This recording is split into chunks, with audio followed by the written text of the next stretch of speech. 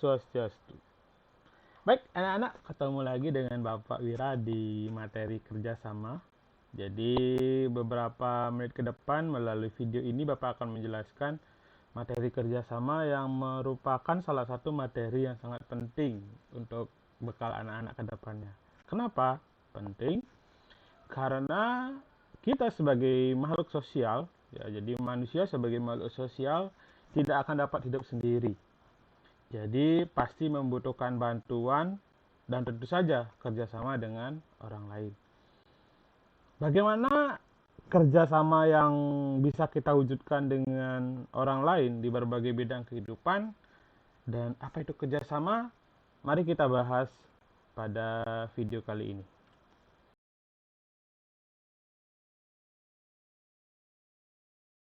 Ya, sebelumnya Bapak sampaikan tujuan pembelajaran pada kali ini adalah yang pertama, anak-anak mampu menjabarkan makna kerjasama dalam kehidupan bermasyarakat.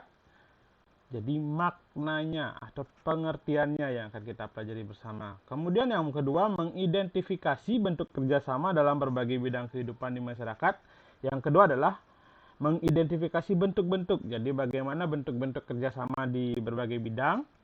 Yang ketiga, mengemukakan pentingnya kerjasama dalam berbagai bidang kehidupan di masyarakat.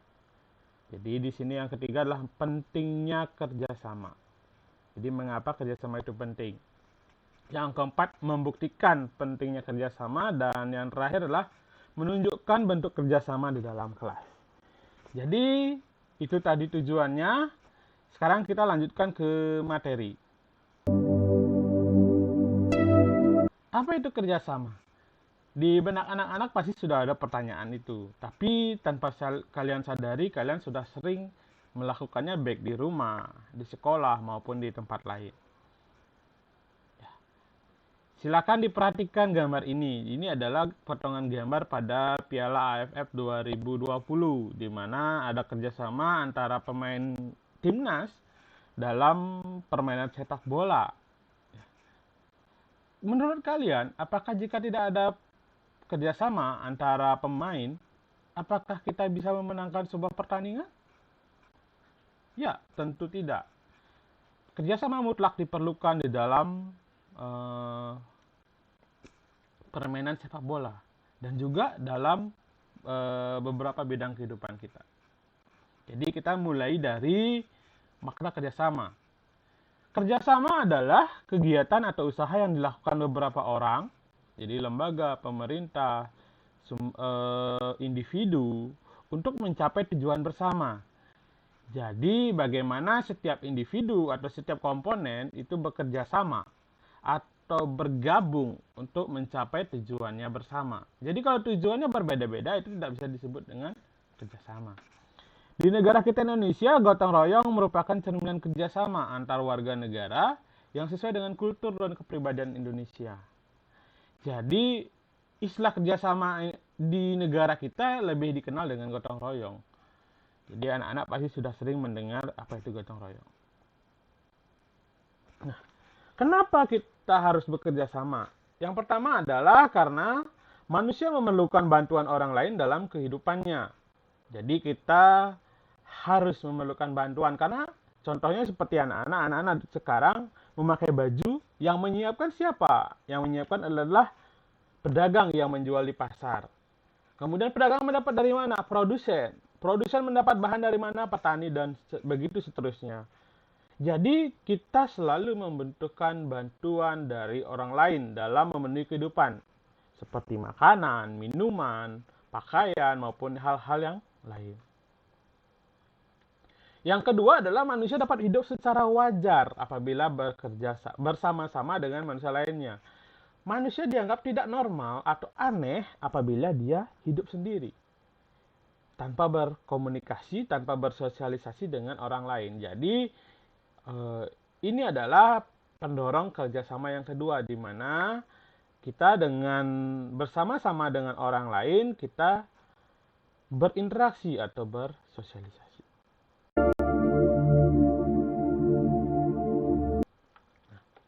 Bagaimana bentuk kerjasama?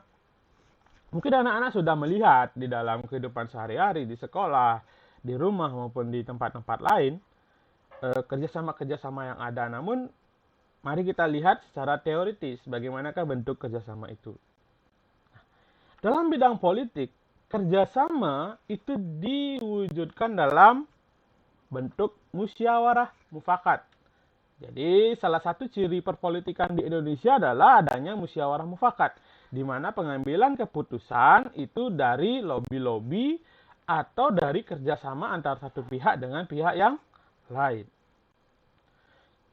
Jadi, dalam mengambil keputusan diperlukan kerjasama antar pihak yang di dalam kehidupan politik di Indonesia itu disebut dengan musyawarah. Dalam ekonomi, jadi seperti yang kita ketahui, ekonomi Indonesia dilandasi oleh sila kelima yaitu keadilan sosial bagi seluruh Indonesia, seluruh rakyat Indonesia. Jadi perekonomian itu ditujukan atau dilaksanakan untuk mencapai tujuan bangsa Indonesia, yaitu terciptanya kehidupan yang adil dan makmur. Untuk mencapai kehidupan yang adil dan makmur itu, maka seluruh komponen harus bekerja sama. Salah satu kegiatan ekonomi atau salah satu bentuk perilaku ekonomi dan organisasi ekonomi yang menunjukkan hal itu adalah koperasi. Jadi ini adalah salah satu bentuk usaha yang khusus ada di Indonesia di mana kemajuannya ditentukan dari, oleh, dan juga untuk anggota koperasi itu sendiri. Jadi bagaimana tujuan bersama, bagaimana keadilan sosial untuk seluruh rakyat Indonesia dapat diwujudkan melalui gerakan koperasi. Di dalam pertahanan keamanan, kita mengenal yang namanya Sistem Pertahanan Keamanan Rakyat Semesta atau SIS-HANKAM-RATA, di mana setiap warga negara wajib dan berhak untuk melakukan upaya pertahanan dan keamanan negara, dan pasti membutuhkan kerjasama di dalamnya, di mana kerjasama warga negara tersebut untuk mewujudkan pertahanan dan keamanan merupakan contoh sikap bela negara. Jadi, jika suatu saat negara membutuhkan kita, siapapun kita wajib untuk bekerja sama dengan negara untuk membantu negara dalam bidang pertahanan dan keamanan. Dalam bidang agama, Indonesia tercipta dalam keberagaman. Jadi, bagaimana kita menjaga kerukunan hidup antar umat beragama, diperlukan sebuah kerjasama satu antar yang lain, di mana kerjasama antar umat beragama itu membuat kita bisa saling menghormati umat seagama dan juga umat berbeda agama. Saling menghormati lembaga keagamaan, dan yang terpenting adalah saling menghormati hak dan kewajiban antar umat beragama. Apabila kita sudah bisa saling menghormati, maka mau tidak mau, suka tidak suka, keharmonisan akan terwujud di dalam dunia pluralisme yang ada di Indonesia. Jadi, kerjasama di bidang agama ini diwujudkan dalam bentuk saling menghormati, saling menghargai, bahkan bila mana perlu, saling bekerja sama.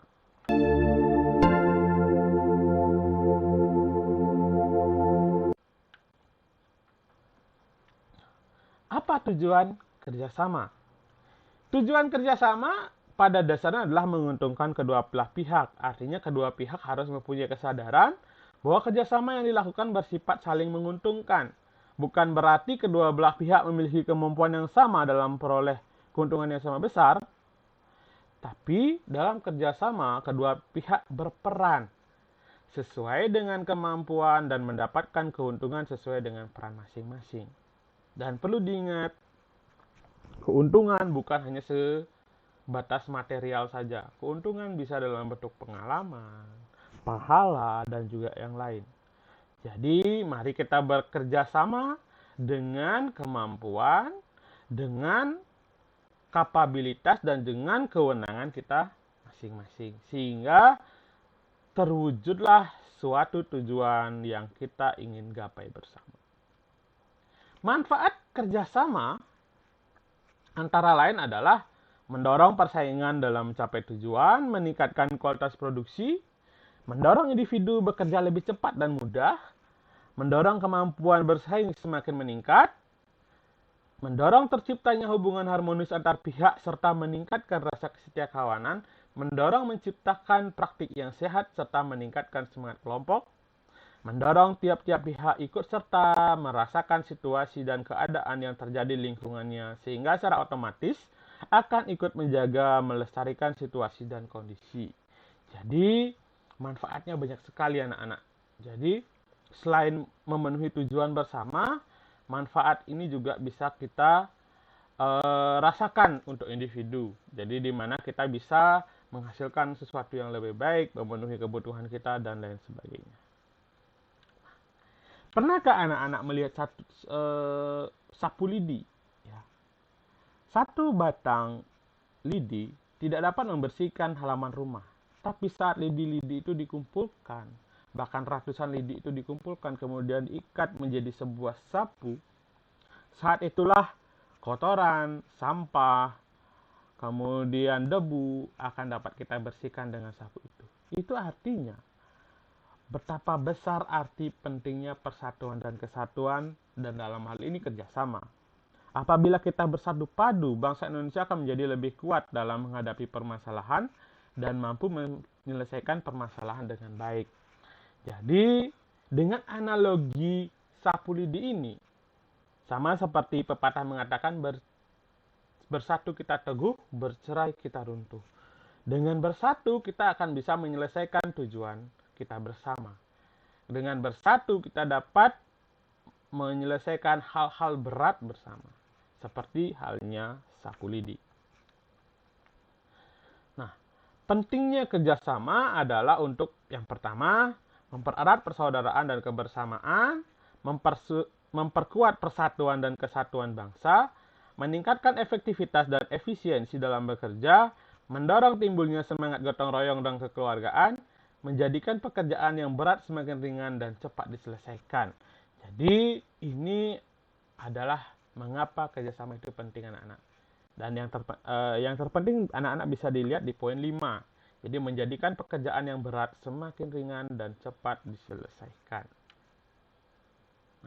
Apa implementasi kerjasama dalam kehidupan nyata anak-anak? Jadi bisa di dalam pemerintahan, bisa di sekolah, bisa di masyarakat. Mari kita lihat bersama-sama melalui tayangan video ini. Di sekolah. Sekolah merupakan lembaga pendidikan yang dibentuk dan berjalan karena adanya kerjasama semua pihak. Jadi di sekolah anak-anak bisa bekerja sama di dalam ekstrakurikuler, dalam melaksanakan pembersihan di sekolah, dalam pelaksanaan pembelajaran di kelas, bahkan di dalam kegiatan olahraga-olahraga. Jadi anak-anak harus bekerja sama dengan temannya di samping, dengan temannya di kelas sebelah, dengan kakak kelasnya, dengan gurunya, dengan pegawainya, dengan security-nya, dengan orang tua teman-temannya. Kita harus bekerja sama. Bekerja sama untuk apa? Untuk mencapai kesuksesan bersama. Jadi, baik itu untuk prestasi, baik itu untuk kebersihan sekolah, baik itu untuk nilai yang lebih baik. Kecuali jangan kerjasama dalam ujian ya anak-anak. Itu menyalahi aturan. Jadi kerjasamanya saat belajar. Jadi saling berdiskusi, saling memberikan masukan, itu baik. Tapi kalau kerjasama di ujian itu berdampak buruk pada anak-anak.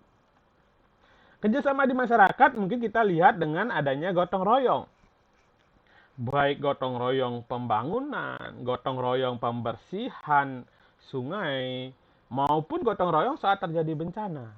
Di mana hal ini dilakukan karena kapasitas atau kapabilitas atau kemampuan pemerintah untuk melakukan hal tersebut terbatas, anak-anak. Jadi dengan bergotong royong, contohnya dalam membersihkan jalan atau membersihkan sungai, semakin banyak yang terlibat, maka pekerjaannya semakin cepat dan semakin efektif. Jadi hal itulah mengapa kerjasama mutlak diperlukan di dalam bermasyarakat.